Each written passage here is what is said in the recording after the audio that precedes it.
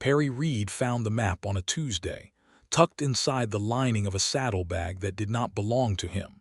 He had not meant to look. The bag had fallen from the hitching post outside the Dusty Pine Saloon in Redemption, Nevada, spilling its contents across the dry, packed earth, and he had crouched to collect what had scattered because that was the kind of man he was, the kind who picked things up rather than stepping over them. There was a tin of salve, a folded letter with a broken wax seal, a small bone-handled knife, and then, as he pressed his fingers along the inner seam to check nothing else had slipped loose, the crinkle of paper. He pulled it free, and his whole body went cold. It was not just any map. It was his map. Or rather, it was a copy of the same hand-drawn diagram he had memorized every line of for 3 years, the same creek bend in the northeast corner, the same double-blaze pine marked with 2 notches, the same X scratched deep and deliberate into the paper, marking the canyon the locals called Dead Bell Hollow, the place he had given up nearly everything to protect. His jaw locked, his eyes lifted.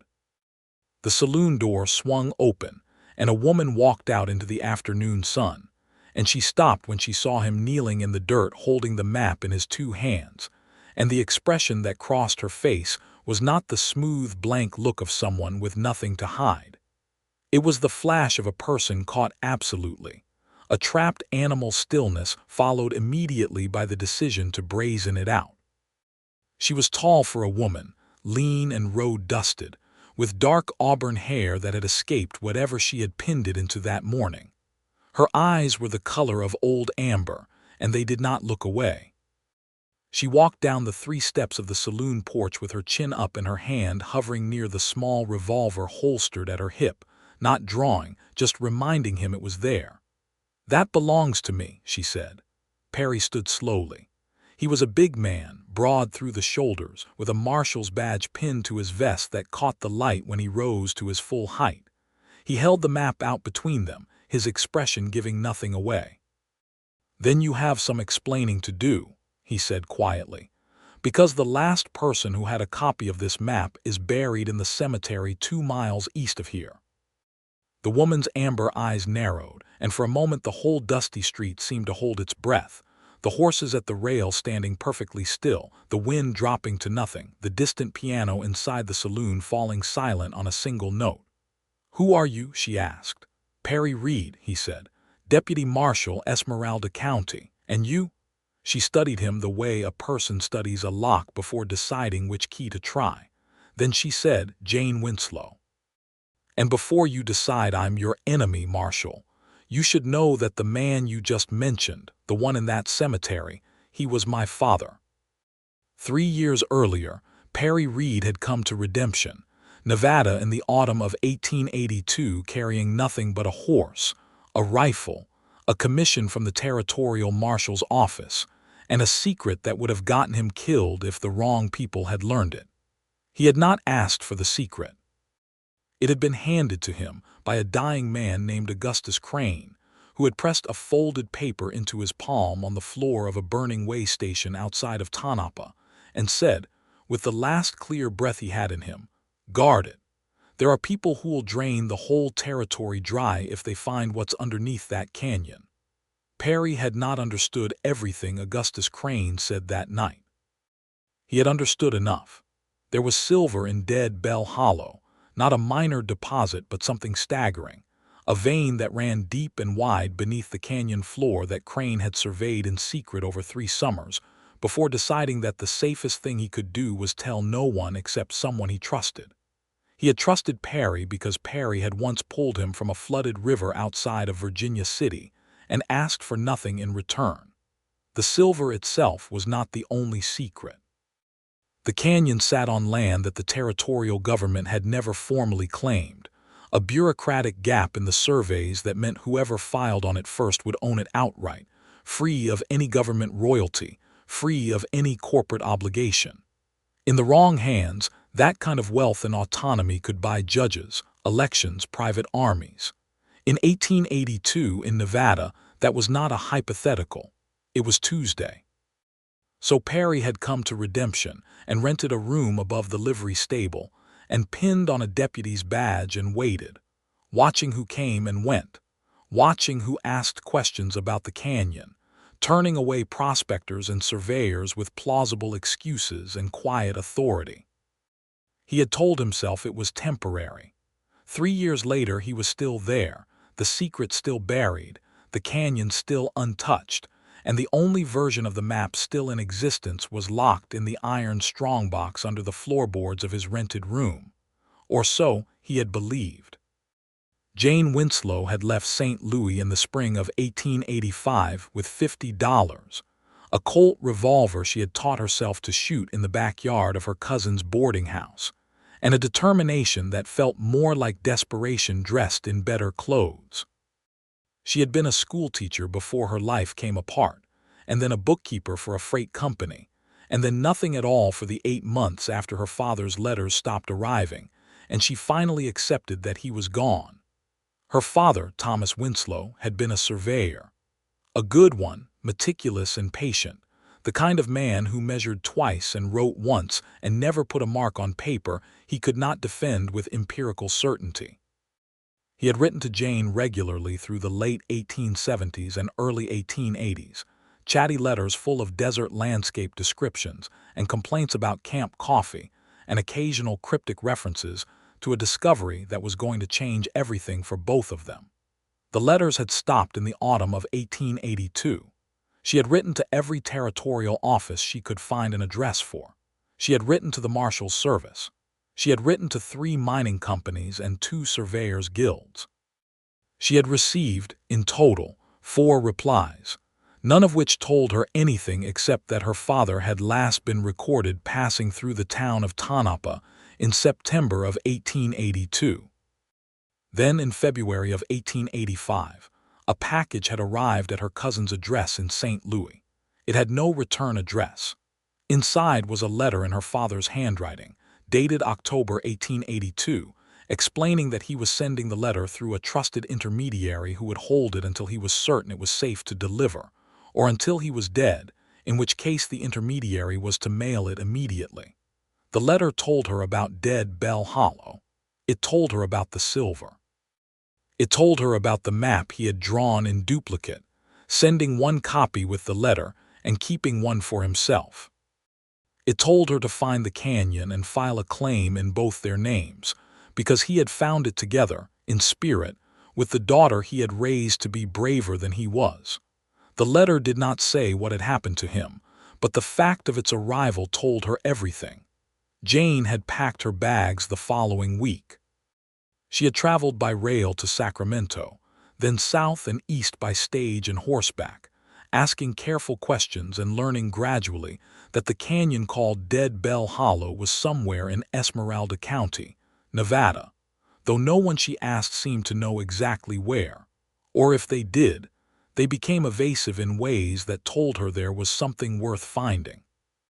She had reached Redemption 4 days before the afternoon Perry Reed found her map on the dusty street, and she had spent those 4 days asking the kind of careful questions a woman who was also a former bookkeeper knew how to ask, questions about land surveys and county records, and the location of unmarked canyons east of the main ridge. She had been asking those questions to the wrong people, and she had not known it yet.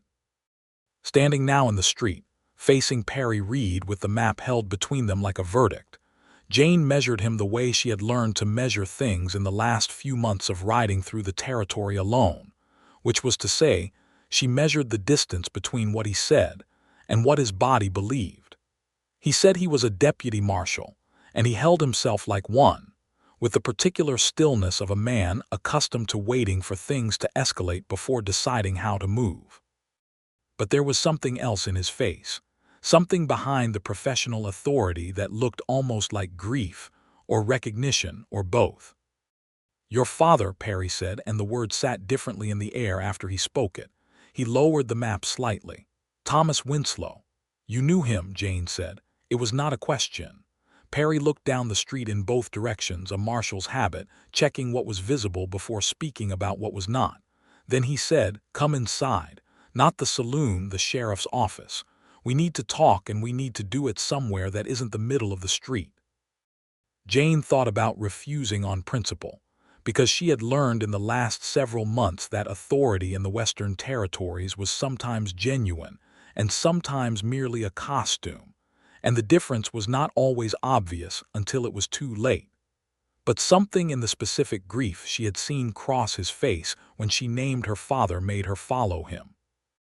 The sheriff's office was a square adobe building with bars on the windows, and a desk that had been carved on by at least 4 previous occupants, their initials layered one on top of another in the wood.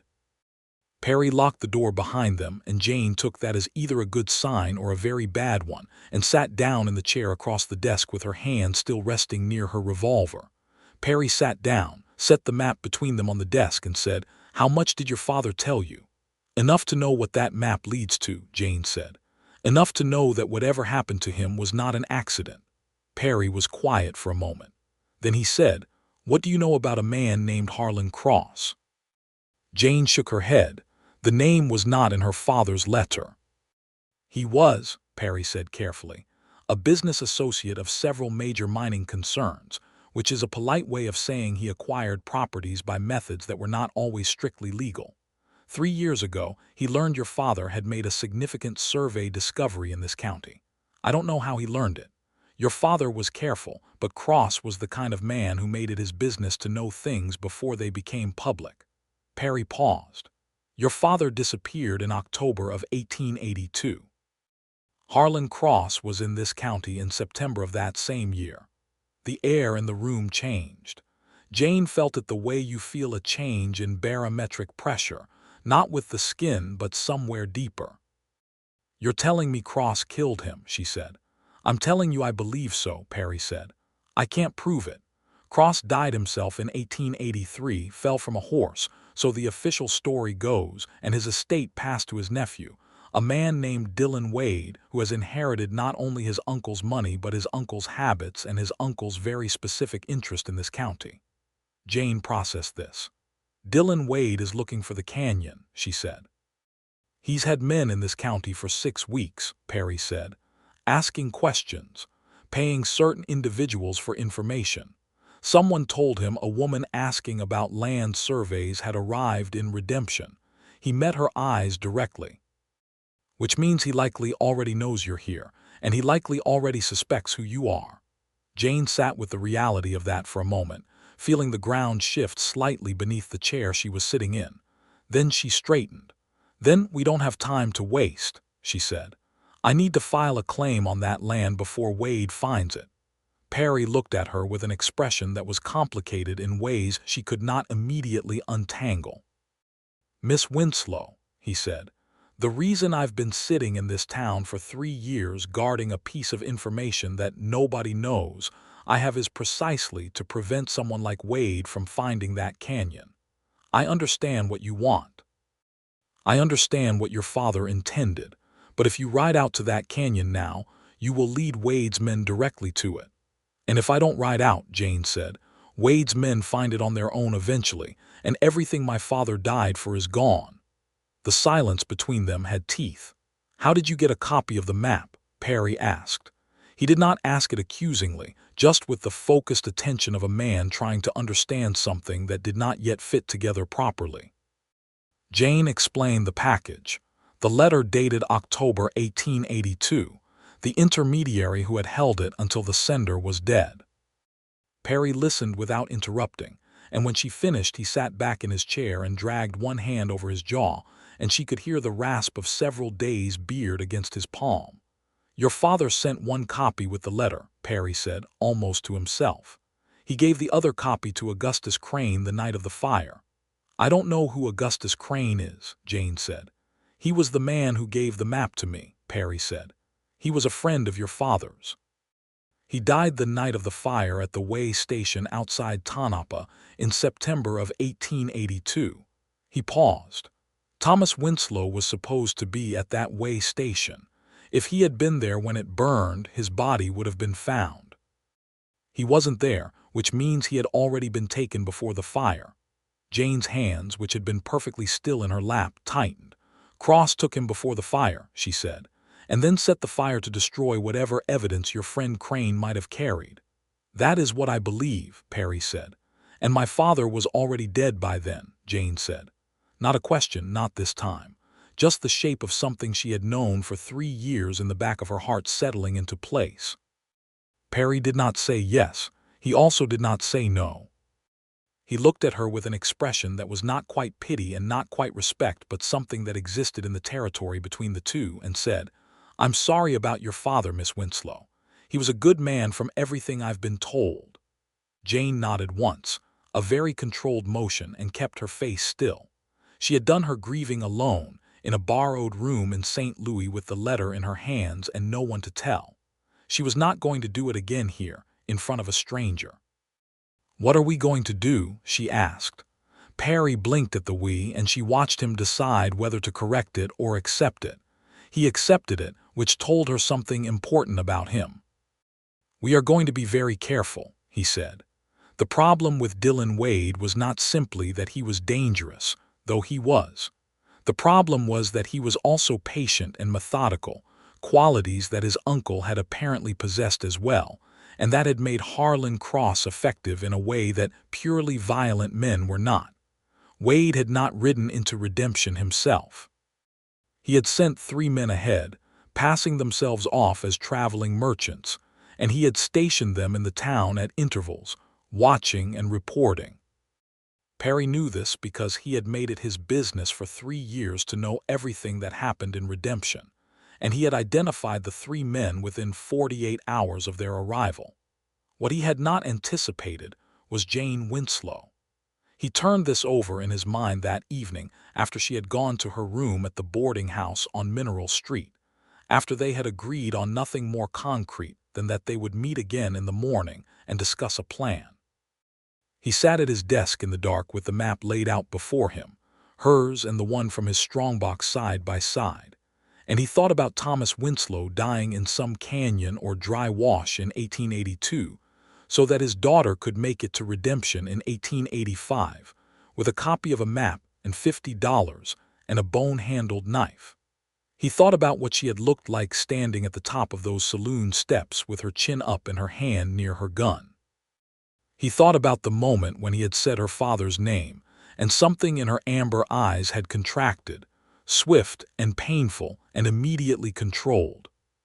He thought about the word "we," which she had used without asking permission, and the way he had not corrected it. He folded both maps carefully and put them in the strongbox, and told himself that whatever he was thinking, he should stop thinking it. Because a woman whose father had been murdered, and who had ridden alone through 600 miles of Western territory to find justice, was not a woman who needed a distracted deputy marshal developing inconvenient feelings. She needed someone clear-headed and strategic. She needed a partner. He was going to be a partner, he told himself, strictly. He did not entirely believe himself, but he told himself anyway. Jane lay awake in her room at the boarding house and thought about Perry Reed's hands. This annoyed her, because she had not ridden 600 miles to think about a man's hands. But they had been careful hands, she noted, the way he had collected the scattered contents of her saddlebag, the way he had held the map, not crumpling it or gripping it triumphantly the way someone who considered it a prize would have, but holding it with a kind of respect for the paper itself. Hands that understood the value of documents, hands that had spent 3 years protecting something they believed mattered. She thought about the grief in his face when she had named her father. She thought about the 3 years he had spent alone in this dusty town, holding a secret that was not his, because a dying man had trusted him. She tried to think about Wade's men and their positions in town, which was a much more practically useful thing to think about, and she made some progress on that front, and then slipped back to thinking about Perry Reed's hands.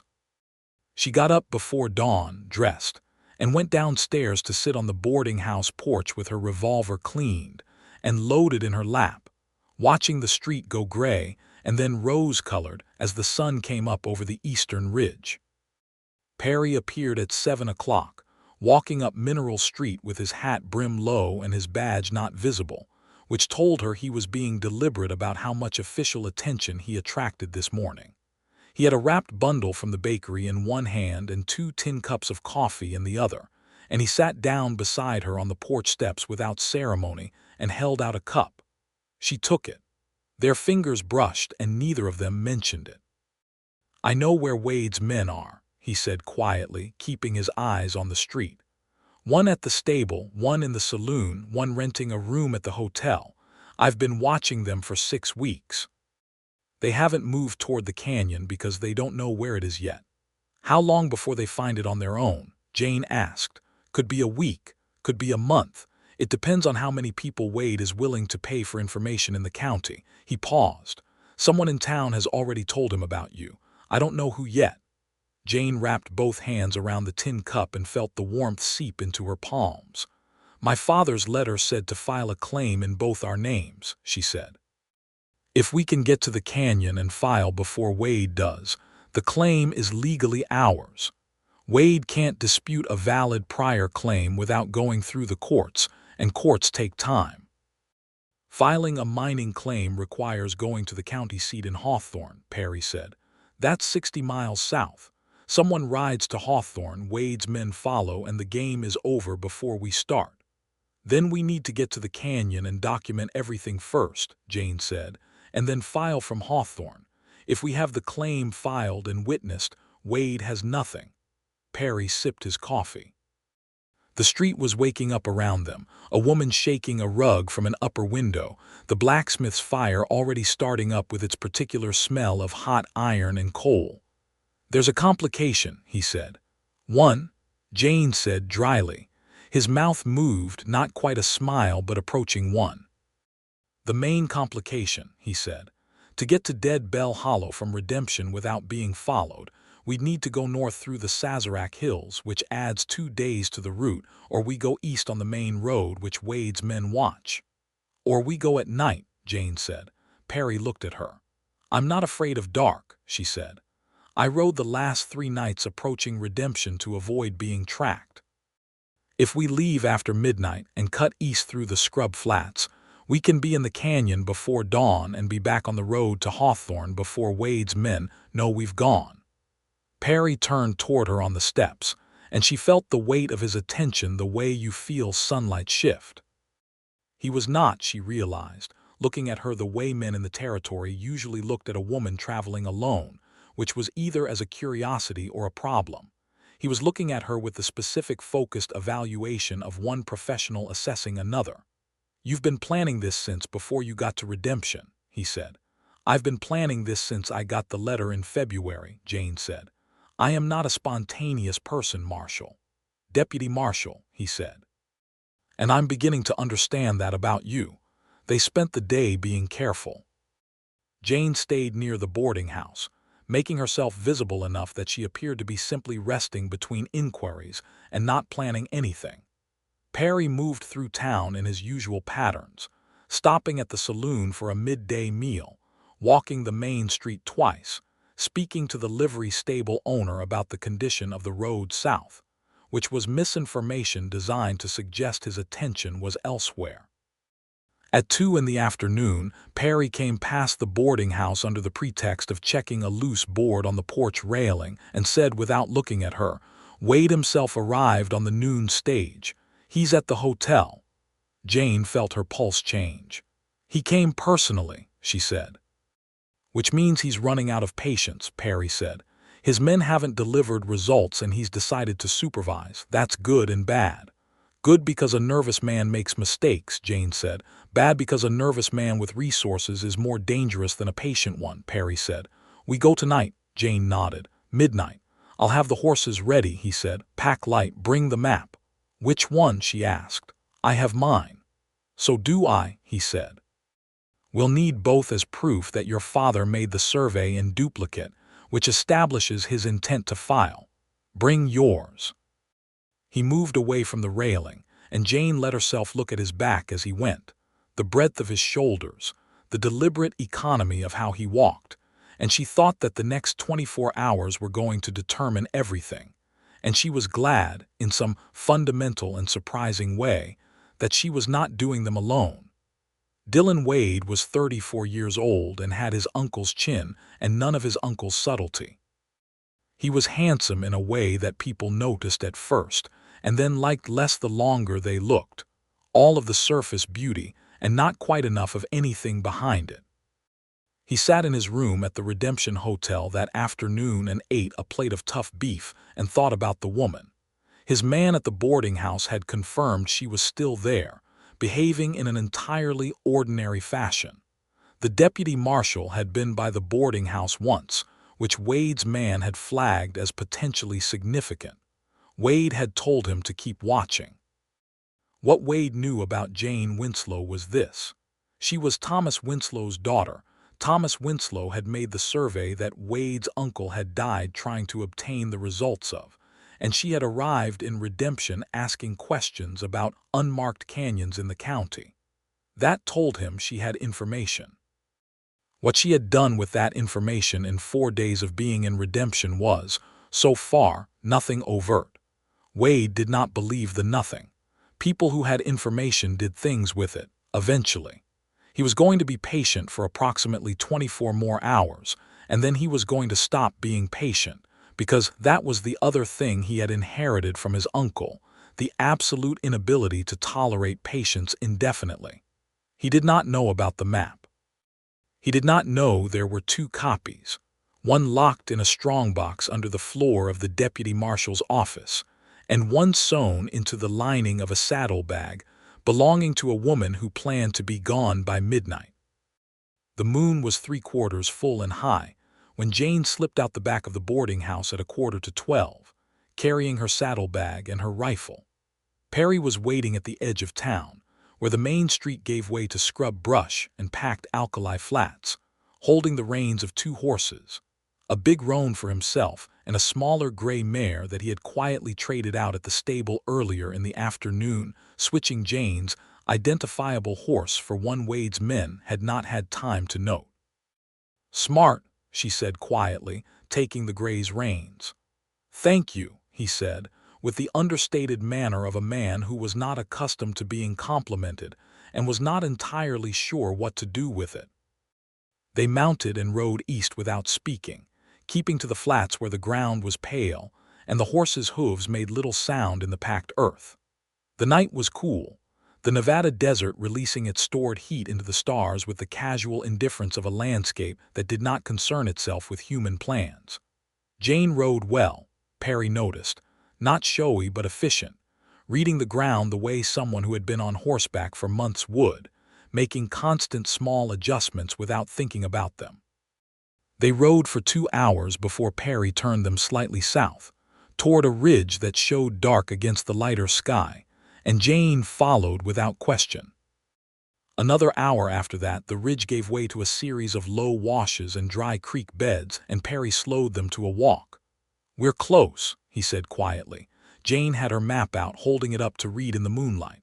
"The creek bend marked in the northeast corner," she said. "Which direction?" Perry pointed. She looked at the map and then at the terrain and then back at the map, and he watched her recognize something, the slight forward lean, the quickening of her breath. "The double blaze pine," she said. 100 yards ahead, he said. They found it where his map said it would be. A large pinyon pine standing alone above a dry creek bed with 2 deep diagonal notches cut into its trunk at eye level, old notches that had weathered and grown around slightly at their edges. The marks of a man who had stood here 3 or 4 years ago with a blade and made certain his discovery was locatable.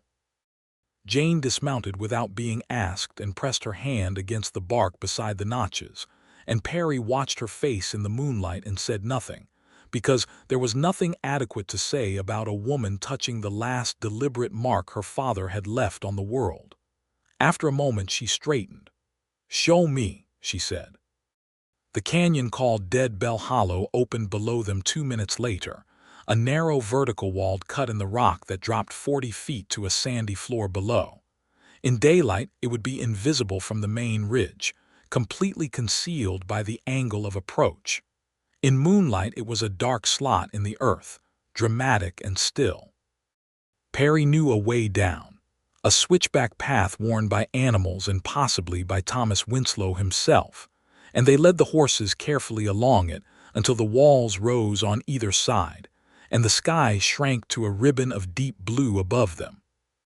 The canyon floor was maybe 30 feet wide, sand and gravel and patches of dark rock that Perry had learned enough geology to recognize, even without a surveyor's training as ore-bearing. He had never told anyone this. He had simply watched and waited and kept the secret. Jane crouched at the canyon wall and picked up a piece of fallen rock and turned it in her hands. Even in the moonlight, the heavy gray-silver sheen was visible. She set it down and stood and looked at Perry. "He was right," she said. There was something in her voice that was not triumph. It was closer to sorrow, the particular grief of a thing vindicated too late to matter to the person who most deserved to know it. "He was right," Perry agreed. "We need to document this," Jane said, pulling herself back to practicality with what Perry could see was genuine effort. She reached into her saddlebag and produced a notebook and a lead pencil, and she began to write the date, the location by reference to the double-blaze pine and the creek bed and the canyon's bearing from the main ridge, the depth and dimensions as best she could estimate them, the visible nature of the ore deposit on the canyon wall. She wrote quickly and clearly, the handwriting of someone who had been a bookkeeper and knew that documentation was its own kind of armor. Perry watched her and felt something shift in his chest, something that had been stationary for 3 years beginning to move. He had told himself that morning that he was going to be a partner strictly, but watching her kneel in the canyon floor at midnight writing in a notebook by moonlight because her father had died believing in this place, Perry Reed understood that he was in considerable trouble as far as the strictly part was concerned. He did not examine it. He kept watch. They had been in the canyon for perhaps 40 minutes when the horse above, Perry's roan, moved suddenly on the switchback path, a nervous sideways step that sent a small cascade of pebbles down the canyon wall. Perry's hand went to his revolver in the same instant. Jane closed the notebook without a word and stepped back against the canyon wall, melting into the shadow. The sound from above was quiet, deliberately quiet, and that was what told Perry it was human. Animals moved noisily when startled. Only people tried to be silent. He counted the sounds. 2 horses, or possibly 3. He looked at Jane and held up 2 fingers, and she nodded and angled herself so she could see the top of the switchback path. The voices came before the men did, low and brief, and Jane caught the end of what was said, which was "got to be down there, boss," and the silence that answered it, and then the sound of a man beginning to descend. "Wade," Jane said under her breath, and her voice was completely level, which Perry noted and admired and also filed away as slightly alarming. There were 3 of them, Wade himself and 2 of his men, the ones who had been in redemption for 6 weeks. They came down the switchback with lanterns now, no longer trying for silence, which meant they already knew Perry and Jane were there. Someone had followed them after all, more carefully than Perry had checked for, and he felt a cold spike of professional self-reproach that he immediately set aside because self-reproach was not useful in the present moment. Wade reached the canyon floor and held up his lantern, and his face in its light was composed in the particular expression of a man who is winning and knows it, and has arranged his features accordingly. He was wearing a light gray suit that was dusty from the ride, and he looked out of place in the canyon in the way that men of his type always looked out of place anywhere that actual work was being done. "Deputy Marshal Reed," he said pleasantly, "and Miss Winslow." "What a remarkable coincidence." "There's no coincidence here," Perry said. His revolver was not drawn, but his hand was on it. "You followed us. My man at the stable swapped your gray mare back for the original and put a good tracker on you when you rode out," Wade said, with the cheerfulness of someone who has just explained a card trick. "Simple enough, but it saved me a great deal of time, so I'm grateful." He looked at Jane. "Your father was a thorough surveyor, Miss Winslow." "I understand the discovery he made here was significant." Jane said nothing. "I'd like to discuss a business arrangement," Wade said.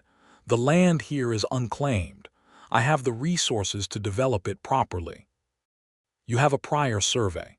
Rather than a lengthy legal dispute, we might simply come to an arrangement that benefits. My father did not die for an arrangement, Jane said. The pleasantness left Wade's face with the abruptness of a candle being snuffed. Your father, he said, made unfortunate choices about who he discussed his discoveries with. I bear no personal responsibility for what happened to him. You should be careful, Perry said, very quietly, about what you say next. Wade looked at him. I have 2 armed men, and you have a woman and a deputy's badge in a canyon at 2 in the morning, he said. I don't need to be careful about anything. The thing about Perry Reed was that he had spent 3 years in this county making himself appear to be exactly what he appeared to be. A competent, quiet deputy marshal with a legitimate badge and no particular ambitions. This had worked very well for 3 years, and it worked now in the sense that Dylan Wade genuinely believed what he believed about the relative advantage of the situation. He believed it right up until Perry stepped into the light of the lantern and said, I'm not just a deputy marshal, Mr. Wade. I'm the man who spent 3 years building a documented federal case about your uncle's activities in this county and your continuation of those activities. And I have sworn affidavits from 2 witnesses that put Harlan Cross in this county in September of 1882, and one of those witnesses identified a man in your employ as present at the Tonopah Way Station fire. This was true. Perry had not mentioned it before because he had been waiting for the right moment, and Dylan Wade standing in Dead Bell Hollow threatening Jane Winslow's life seemed like the right moment. Wade's composure cracked, not dramatically, but enough. Affidavits, he said. Filed with the territorial marshal's office 6 months ago, Perry said. The case was always circumstantial, which is why I was waiting for something more. But you just confirmed your operative followed us here on your instruction, which connects you to the location, and you just made a remark about Thomas Winslow's unfortunate choices in front of 2 witnesses, which I find useful. He let a moment pass. Put your guns on the ground, all 3 of you. Wade's men looked at each other and then at Wade. And Wade did the calculation that men like him always did, the calculation of what was recoverable and what was not, and he came up on the wrong side of it. He nodded and his men set their guns down and Wade set his own on the sand and Perry secured them with the professional competence of someone who had done it many times. Jane had not moved from the canyon wall during any of this. Now she said, he's still going to deny everything. Probably, Perry agreed. But denying it takes time and money, and in that time we file the claim. How long does a legal case take in the territory? Jane asked. Years, sometimes, Perry said. But the claim is what matters. The claim is what your father wanted. They rode back to Redemption with Wade and his men, arriving in the gray pre-dawn light that turned everything the color of old silver.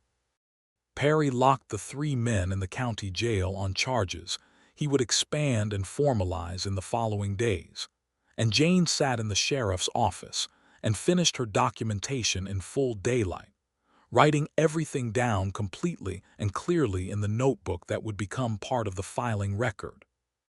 Perry rode to Hawthorne 4 days later, with Jane beside him and both maps in the saddlebag, and the documentation she had written in the canyon, and the sworn statement she made before a justice of the peace about the contents of her father's letter and the origin of her map. The county clerk in Hawthorne was a careful, scrupulous man named Gerald Foote, who read everything twice and asked 3 clarifying questions, and then stamped the filing with the deliberate satisfaction of a man who took procedural accuracy personally. The claim was filed in the name of Thomas Winslow and Jane Winslow, as her father had intended. Jane stood outside the county clerk's office in Hawthorne with the stamped copy of the filing in her hands, and Perry stood beside her, and neither of them said anything for a long moment because there was simply nothing that needed to be said. The street was ordinary around them, wagons going by, a group of children running along the boardwalk, someone's dog barking at a chicken in the road. The world was entirely unmoved by what had just happened inside that office, and Jane found that she did not need it to be moved. She had the paper in her hands. That was enough. What was not enough, she discovered 3 seconds later, was that she had not eaten since morning and she had barely slept, and she had been holding herself together with very deliberate internal scaffolding for approximately 5 days. And now that the paper was in her hands, the scaffolding decided it had done its job. She did not cry. She was not by disposition a crier, but she sat down on the boardwalk steps outside the county clerk's office and put her forehead on her knees for 30 seconds, and Perry Reed sat down beside her without being asked, and he did not say anything, but she could feel the solid warmth of him next to her, and it helped. After 30 seconds she lifted her head and said, "I'm all right." "I know," he said. "He would have been so pleased," she said. "About the filing." "Yes," Perry said. "He used to say that the most important thing a surveyor could do was make the invisible visible," Jane said. "Mark the thing that exists but that no one has mapped yet so that it can be known." She paused. "He made Dead Bell Hollow visible.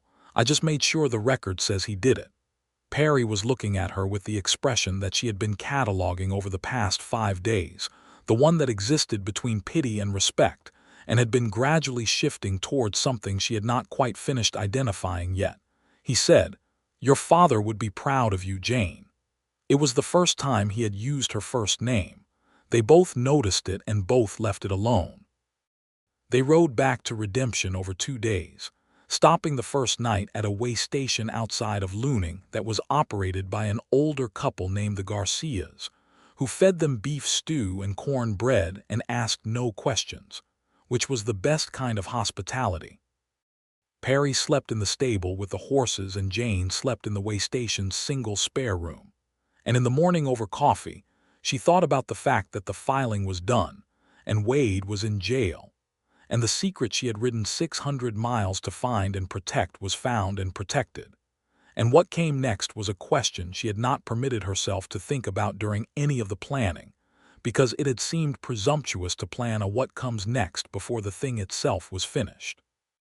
What came next was apparently Redemption, Nevada, at least for the immediate future, because the territorial marshal's office needed Perry's testimony in the Wade case, and Perry had made it clear he intended to see that through completely.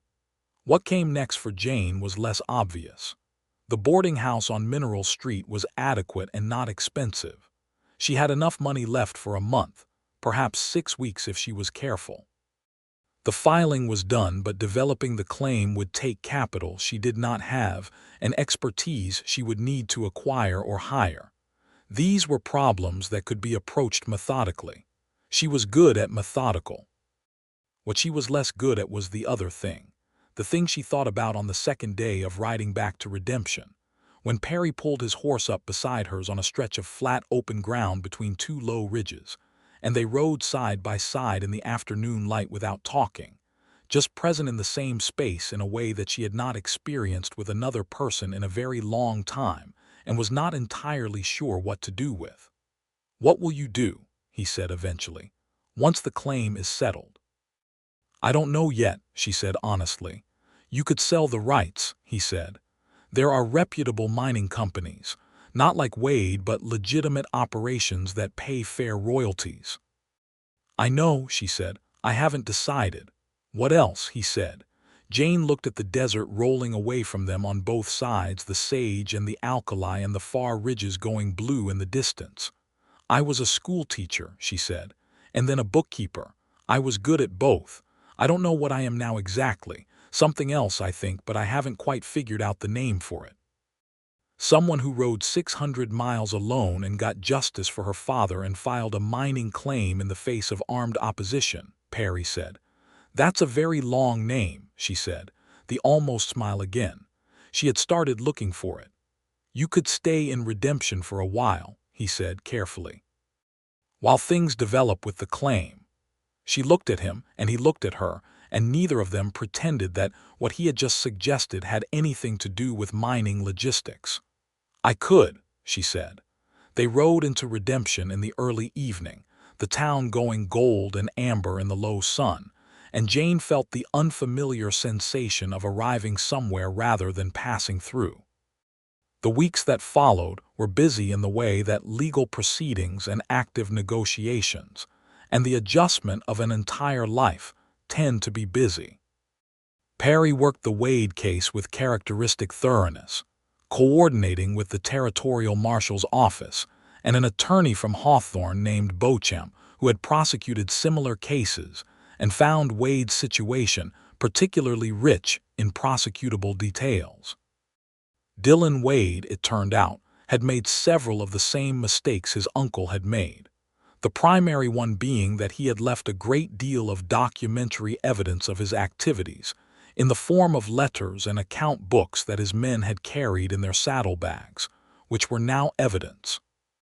Jane, in the meantime, met with 2 mining company representatives who came to redemption within 3 weeks of the filing becoming public knowledge, as these things did eventually become public.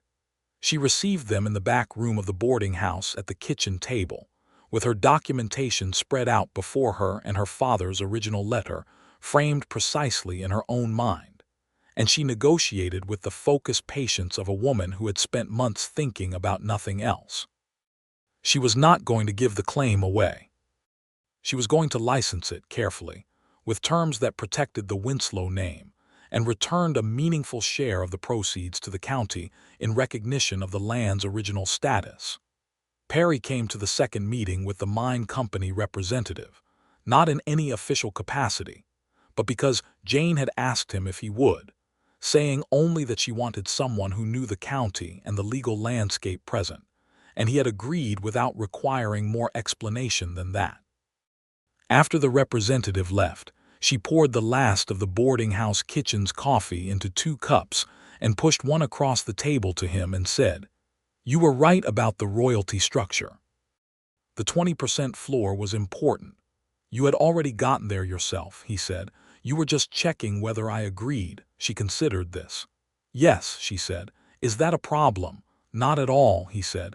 "It's good strategy." He wrapped his hands around the cup. "You're very good at this, Jane." She had gotten used to him using her first name over the past several weeks. She had started using his somewhere around the 2nd week. She could not remember the exact moment, which probably meant it had happened naturally rather than being decided. "My father taught me to be thorough," she said. "He said the only thing between a surveyor and disaster was careful measurement. I think it applies to a lot of things." "It does," Perry said. They had fallen into a pattern that both of them understood and neither of them had discussed. He came to the boarding house in the morning with coffee, which had started as a practical matter of them reviewing the day's plans, and had gradually become simply a reason to be in the same place at the beginning of the day. They had supper together 3 or 4 times a week at the restaurant on Main Street, the one run by a woman named Mrs. Calloway who made venison pie and did not ask personal questions.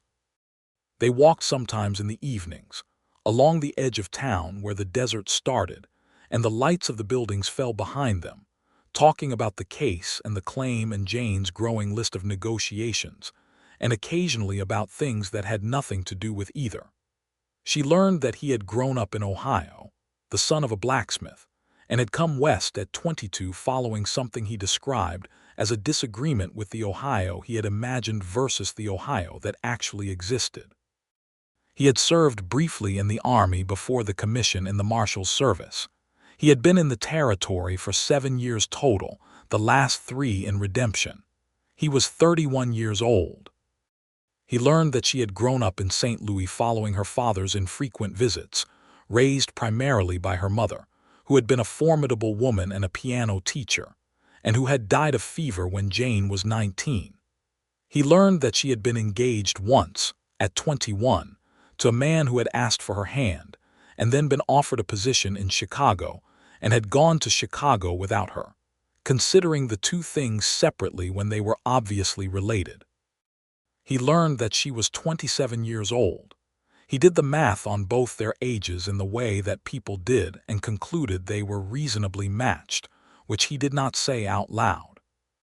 He did not say a lot of things out loud for quite a while, because he was a man who had learned the value of being careful, both professionally and in other contexts, and he was very aware that Jane Winslow had come to redemption for one specific purpose and had achieved it, and that the question of what she wanted beyond that was something she was still working out, and he was not going to make assumptions about his place in whatever she was working out. Jane, for her part, was also not saying a great deal about it, but she was thinking about it almost continuously, in the way that a problem is never fully off the desk when it matters enough. She thought about it on an afternoon in late October when they rode out to Dead Bell Hollow together, legitimately this time, in daylight, with a mining engineer named Hartley who had been engaged by the licensing agreement to conduct an official assessment. She and Perry waited above the canyon while Hartley went down with his instruments, and they sat on flat rocks in the afternoon sun and looked out over the county spread before them, and said things about the landscape and the light, and the way the canyon was invisible from where they sat even knowing exactly where it was. Jane said, "Perry." He turned to look at her. She had prepared something to say, something careful and measured, which was how she preferred to approach important things. But sitting on the rock in the afternoon sun with the canyon below them and the whole desert around them and Perry Reed looking at her with his patient, steady attention, she found that the careful, measured version felt insufficient. "I don't want to leave redemption," she said instead.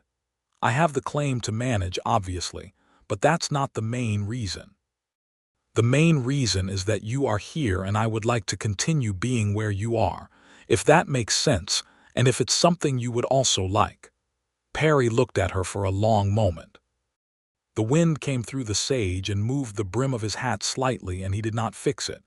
"It makes complete sense," he said. "And yes."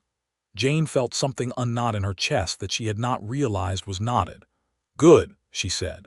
He reached over and took her hand, which was resting on the rock between them, and held it not tightly, just present. His hands were exactly what she had noticed they were in the street outside the saloon, careful and warm. They sat like that while the mining engineer Hartley worked below them in the canyon, and the afternoon light moved across the desert, and neither of them said anything further because there was nothing further necessary at the moment. Hartley came back up the switchback path at 4 o'clock looking satisfied in the way of a man who has found what he expected to find, confirming that the deposit was substantial, and that the licensing terms Jane had negotiated were, in his professional opinion, well below what the market would bear, which he said in a tone that suggested she might want to renegotiate. Jane thanked him and told him she had made a deliberate choice about the terms, and moved on. On the ride back to Redemption, Perry rode beside her, and their horses moved at the same pace without either rider directing them to, which was either very significant or simply what horses did when they had been on several rides together. Jane decided it was both. The Wade case concluded in December of 1885. Wade was convicted on charges of fraud, conspiracy to commit fraud, and accessory to wrongful death after additional testimony emerged from one of his own men, who had turned territorial witness in exchange for leniency. The sentencing was handled in Hawthorne before a federal judge, and Perry was present for all of it. The wrongful death charge connected to Harlan Cross's activities in 1882 was necessarily indirect, the law being what it was and time having passed. But the judge was a thoughtful man who listened to what could be proven and sentenced Wade to 8 years in the territorial prison at Carson City, which was not everything and was more than nothing. And Jane drove the 60 miles to Hawthorne in a rented buggy to hear the verdict pronounced. Sitting in the courthouse gallery, in her best dress with her hands folded in her lap. When the verdict was read, she did not react visibly, because she had learned that the moments when you most wanted to react were often the moments when it was most important not to. She sat perfectly still and thought about her father, about the surveyor's careful marks on the bark of a pinyon pine in a canyon that nobody else had mapped, about the duplicate map sent through a trusted intermediary who held it for 3 years until there was no doubt.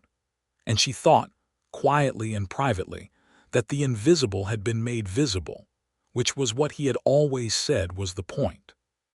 Perry found her outside the courthouse afterward, sitting on a bench in the cold December sun with her coat buttoned to the chin, and he sat down beside her and said nothing for a while and then said, "How are you?" "I am better than I expected to be," Jane said, "and worse than I pretended this morning." "That seems about right," he said. "It doesn't bring him back," she said. "I knew it wouldn't. I still hoped it would feel more like something." "It feels like something," Perry said. "It just feels like a quieter thing than we expect." She looked at him. He had a particular way of saying the exactly correct thing in approximately the fewest words possible, which she had come to find consistently remarkable. "Yes," she said. "Exactly." He had brought her hand up and was holding it now, which he had started doing with increasing frequency over the past several weeks, and she had started permitting and then anticipating and then seeking it, which told her everything she needed to know about the direction of things. "Come back to redemption," he said. "I'll take you to supper at Mrs. Calloway's. She'll have made the venison pie," Jane said. "She generally has," he said. They drove back to Redemption in the rented buggy in the afternoon, and the cold blue sky arched over them all the way north, and the desert on both sides was silver and sage and occasional red rock, and Jane thought that the territory was a very beautiful and very difficult place, and she was beginning to understand why people stayed in it. They had supper at Mrs. Calloway's, the venison pie as predicted, and Mrs. Calloway came out of the kitchen briefly to ask after the verdict, because the whole town had been following the case, and she considered it her right to know, and Jane told her, and Mrs. Calloway nodded firmly and said good and went back into the kitchen. That was, in Redemption, the extent of the public celebration. Afterward, Perry walked Jane back to the boarding house, and they stood on the porch steps in the cold dark, and Jane thought about being practical, which she generally was, and then thought that sometimes being practical meant acknowledging what was actually true rather than continuing to manage it like a line item in a ledger. "I meant what I said in October," she said. "On the canyon. I want to stay." "I know," he said. "I'm not just saying it because of the claim," she said. "I know that too," he said. "Then say something," she said, "because I've just told you very directly that I would like a life in this place with you in it, and you're standing there looking at me without telling me how you feel about that." Perry looked at her, and for a moment the expression on his face was the most unguarded she had seen it, all the professional stillness gone, just a man standing in the cold dark who had spent 3 years alone with a secret, and was not entirely sure what it felt like to not be alone anymore. "Jane," he said, and then stopped. "Yes," she said, somewhat impatiently. "I love you," he said. "I have been trying not to, in the interests of being a rational professional person, since approximately the second day after you arrived, and I have been entirely unsuccessful, and I would be very pleased if you would stay." Jane smiled, and it was the full smile she rarely deployed, the one that changed her whole face. "Good," she said. "That is exactly what I needed you to say." He kissed her on the boarding house porch in the cold December dark, and it was a very careful kiss, which was exactly what she expected from him and also exactly what she wanted, and when he pulled back she said, "You took 3 months to do that." "I'm cautious," he said. "I know," she said. "It's one of the things I like about you. You can stop being quite so cautious now." He laughed, which was not something she had heard before, a real, unmanaged laugh, and it was wonderful. They were married in March of 1886, in the spring when the desert bloomed its brief and startling best, the yellow flowers out on the sage flats and the sky a color that Jane had never seen in Missouri and could not adequately describe in a letter. They were married in the small church on 2nd Street in Redemption by a minister named Reverend Alvarez, who conducted the ceremony in both English and Spanish on the grounds that God presumably understood both, and the principle of thoroughness was sound. Mrs. Calloway made the wedding supper. Gerald Foote from the Hawthorne County Clerk's office came the 60 miles north as a guest, which Jane considered the best possible testimony to the significance of that filing. Perry wore his best suit, which was not his marshal's suit, and no badge, and he stood at the front of the church looking at Jane walking down the aisle in the dress she had bought in Hawthorne with the first payment from the mining license. And he thought that he had come to redemption 3 years ago with a dead man's secret and a borrowed horse and a commission. And what he had ended up with was so far beyond what he had planned that planning seemed, in retrospect, to have been beside the point. Jane walked toward him thinking about the word choice, which was her father's word, the word he had used in his letter when he said she would find the right choice when the time came. She had found it. It was this. The mining license produced its first significant payment in the summer of 1886, a sum that surprised even Hartley the engineer, who admitted that he had underestimated the deposit's extent. Jane had negotiated the county's share into a fund for public works, specifically a school on Mineral Street, because she had been a school teacher, and because the town had 4 children's classrooms shared between 16 students and the arithmetic was not working. The school was built in the autumn of 1886 and opened in October, and the schoolteacher hired to run it was a young woman named Alice Graves, who had come from Sacramento and reminded Jane of herself at 23, which she found both touching and slightly alarming. Perry was made full marshal of Esmeralda County in September of 1886, a promotion that had been quietly in discussion for some time, and that he had declined twice before on grounds that he was not ready to leave his deputy's work. He accepted it the third time because Jane told him, with the directness that he had come to expect and depend on, that declining it again would be a waste, and that she would not permit a waste of that nature. He accepted the badge and pinned it on and went to work, and the work was the same as it had always been, just from a slightly different altitude. Their first child was born in May of 1887, a boy they named Thomas, after Jane's father, which Perry had suggested first, and Jane had accepted with the particular expression she wore when she was very moved and trying not to show it. Thomas Reed came into the world in the upstairs bedroom of the house Perry had built on the north end of Mineral Street, a proper house with a second bedroom and a kitchen with a good iron stove, built with the proceeds of Jane's second mining license payment. He was a loud, healthy, demanding baby who had his mother's amber eyes and his father's broad shoulders right from the start, and who spent his first several months making the opinion known that the world owed him constant attention, which his parents provided with the somewhat dazed generosity of people discovering parenthood. Jane, who had thought she would find the transition from the focused, purposeful months of legal maneuvering and negotiation difficult, found instead that it was a different kind of purposeful, the kind that surprised her with its particular satisfactions. She continued managing the mining claim between feedings, and while Thomas slept, keeping meticulous records in a leather-bound ledger that she had bought from the general store, and that took its place on the shelf beside her father's original letter.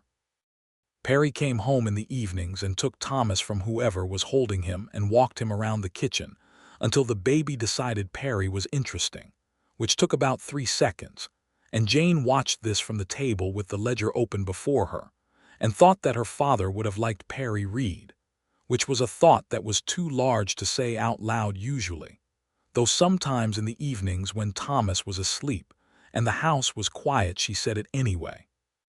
Perry always said when she said it, "I hope so," and then asked about the ledger entries, because he understood that the practical and the emotional lived in the same house for her, and that was perfectly fine. In 1888, the Territorial Surveyor's Office, doing a general revision of the county maps, formally attributed the discovery of Dead Bell Hollow and its mineral deposit to one Thomas Winslow, surveyor, in acknowledgement of the documentation submitted as part of the original claim filing. The notation appeared in the official county survey records, which were kept in the office in Hawthorne and available for public inspection. Jane drove to Hawthorne with Perry and Thomas, who was by then a year old and deeply interested in horses, to see the entry in the survey book. She put her finger on her father's name where it appeared in the careful clerk's handwriting, Thomas Winslow, and Perry put his arm around her. And Thomas made an urgent noise indicating he wished to be put down.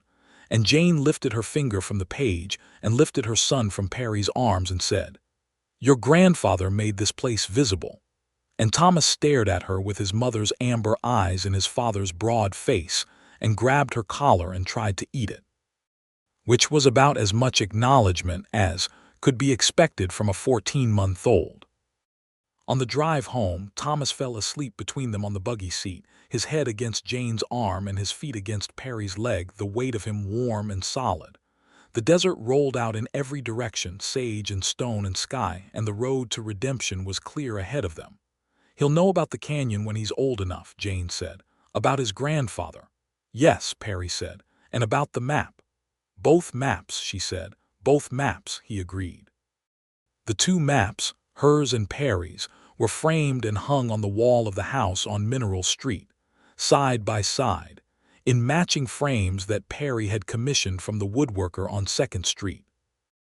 They hung in the hallway where everyone who entered the house could see them, and people asked about them, because two hand-drawn maps of the same location were an unusual decoration, and Jane always explained, briefly and clearly, about Thomas Winslow the surveyor and his discovery and the duplicate maps, one kept and one sent, and the daughter who had ridden west to find what the maps led to.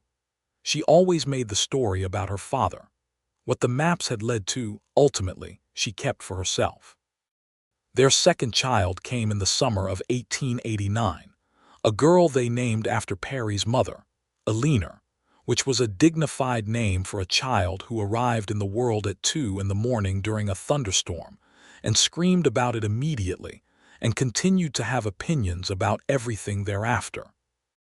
Eleanor Reed had her father's stillness as a quality she deployed deliberately, not constitutionally, and her mother's amber eyes, and a determination that announced itself at approximately 4 months of age and never really let up. The house on Mineral Street grew in small ways over the years. A porch added in 1890, a third bedroom in 1892, when it became obvious that the first two were not going to be adequate for the long term. The school on Mineral Street added a second classroom in 1891, and Alice Graves hired an assistant. The mining operations at Dead Bell Hollow continued under the licensing agreement through a responsible company, and the county's share continued to fund public works, a water cistern in 1889, a library of sorts in 1892, housed in 2 rooms of the county building with a rotating collection of donated books that Jane organized with the precision of a woman who had once been a bookkeeper. Perry served as county marshal for 9 years, until 1895, when he was offered a federal appointment that would have required moving to San Francisco. He and Jane discussed it at the kitchen table for 2 evenings, with Thomas sprawled on the floor nearby doing his schoolwork, and Eleanor already asleep because Eleanor could sleep anywhere at any time, a talent that astonished her entire family. On the second evening, Jane said, "What do you want?" Perry looked at the table and then at his wife and then out the window at the dark street of redemption. "I want to stay," he said. "Is that reasonable?" "Perfectly reasonable," Jane said. "San Francisco is very far from a double-blaze pine." He smiled at that, the full smile that she had cultivated since their first year together, and he turned down the federal appointment, and the territorial office sent a polite letter acknowledging his decision, and life on Mineral Street continued in its satisfying, complex, ordinary way. Thomas was 10 in 1897, and had developed a serious interest in geology, which made both his parents privately feel that something was working out as it should. He had read every geological survey document in the county library twice, and asked Perry for a rock hammer for his birthday, and received one, and was entirely delighted. Jane found him one Saturday morning in the kitchen with a piece of ore from Dead Bell Hollow, which she kept on the windowsill as an object rather than a specimen, and he was examining it with the focused attention of a person who had found the thing they were made to do. She sat down across the table from him, and he looked up and said, "Mama, did Grandfather Winslow know what the silver content was when he made the survey?" He made estimates, she said. The official assay wasn't done until 1886. His estimates were close, Thomas said, who had read the official assay report in the county records. Within 10%. He was a careful man, Jane said. Thomas nodded, looking back at the ore, and Jane felt that particular expansion in the chest that comes from watching a child discover an inheritance they were always meant to have. Alina at 8 was learning to play piano, taught by the minister's wife on the second-hand piano that Jane had shipped from Sacramento at considerable expense and personal satisfaction, because her mother had been a piano teacher, and because some things were worth the freight costs. Alina practiced with the same deploying deliberateness that characterized everything she did, sitting at the piano bench with her back straight and her expression composed, working through a piece until it was correct, and then working through it again until it was better than correct. Perry sat in the parlor on the evenings Alina practiced and listened, which was not a thing Jane had expected from him when she bought the piano, but which she should have. He listened the way he watched everything, fully, without apparent distraction, and after Alina's lesson, he would say something specific and accurate about what she had played, and Alina would look at him with the particular regard that children reserve for the parent who actually listens. In the late evenings after the children were in bed, Jane and Perry sat together on the porch that faced the north, the desert spreading dark and immense beyond the edge of town. The stars intensely present the way they were in Nevada, which was different from Missouri and different from Ohio and entirely itself. They had been doing this since before the children, the porch sitting, the quiet company of each other in the dark.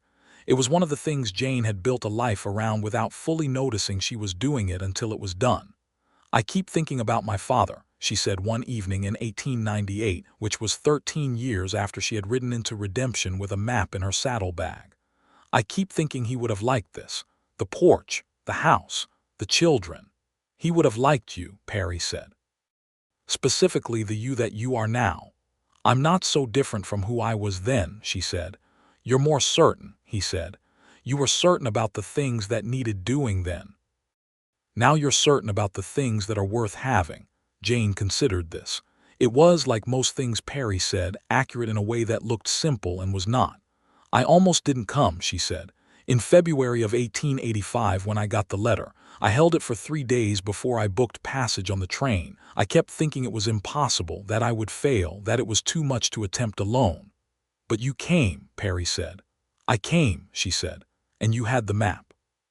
He reached over and took her hand in the dark, as he had been doing for 13 years now, with the same particular careful warmth. "We both had the map," he said. "Yes," Jane said, "we did."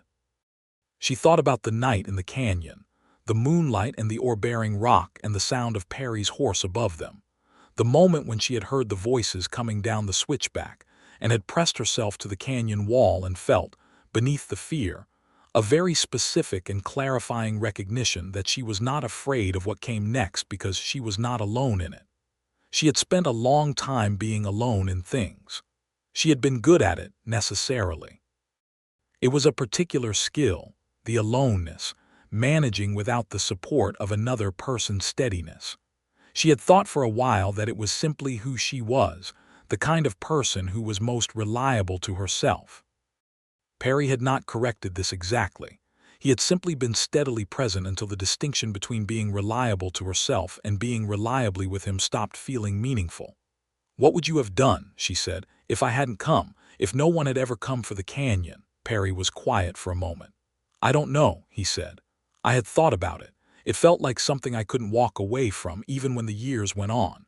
I kept telling myself one more season, one more year. I don't know when I would have stopped." He paused. "Maybe I would still be there, waiting for someone to come find what was worth protecting," Jane said.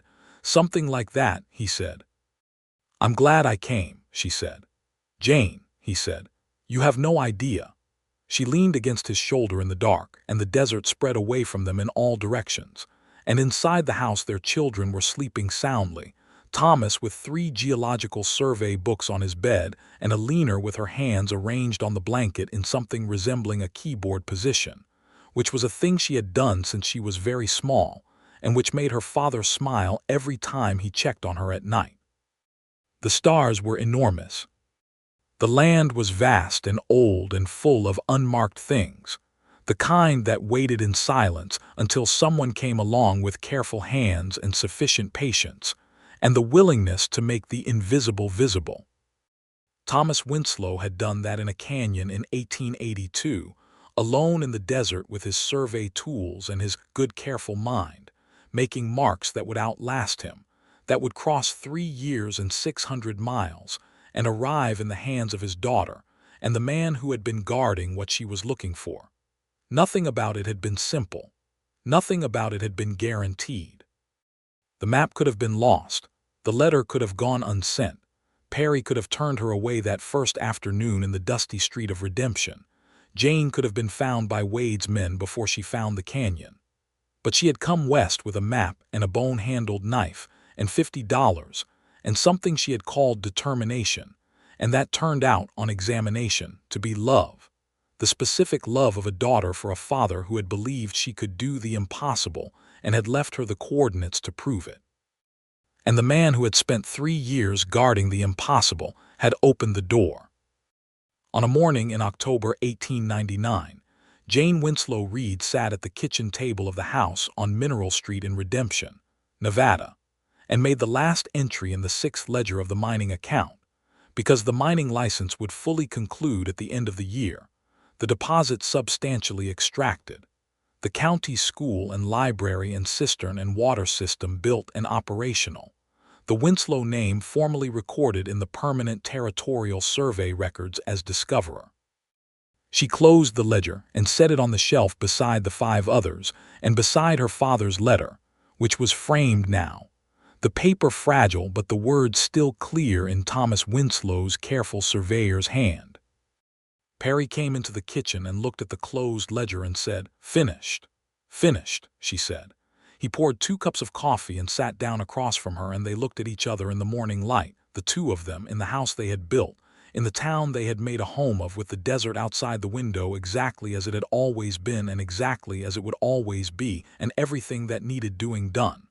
"What now?" he said. Jane picked up her coffee cup. She was 38 years old. She had been a school teacher and a bookkeeper and a woman riding west with a map, and then a mining claim holder and a wife and a mother and a school founder and someone who had gone into a canyon at midnight and come out the other side of it with everything changed. "Thomas needs a proper geological tutor," she said.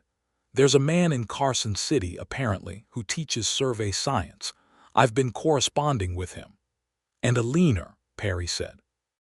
"Alina," Jane said, "is going to be whatever Alina decides to be, and I expect she will be it completely." Perry smiled. "And you?" Jane looked at her husband across the table in the morning light, at the patient, steady face that she had been looking at for 13 years, and intended to look at for as many more as the world allowed, and she thought about the word that had existed between pity and respect on the first afternoon in the street, the one she had spent some months identifying, and she had finally named it, long ago, in a quiet evening moment. The word was recognition. He had looked at her and recognized her, the specific her, not the woman alone on the road or the woman with the inconvenient claim or the woman whose father had been killed for a map, but all of it together, the sum of it, the person the sum of it had made. She had recognized him too, that same afternoon, and had chosen to follow him into the sheriff's office and tell him the truth, and had been choosing him in one form or another every day since. Jane said, "I'm exactly where I intended to be." She reached across the table and he took her hand, as he always did, carefully and warmly, and outside the window Redemption, Nevada went about its morning. The blacksmith's fire started up, a wagon rumbling on the main street, a child somewhere calling out in the high clear voice of someone who has just found something worth finding, and the desert spread away from the edges of the town in every direction, vast and sunlit and full of things still unmapped, still waiting for someone with the patience to make them visible, still holding their secrets in the quiet way that the land held everything, until the right person came along with a map and the willingness to follow it all the way to the end.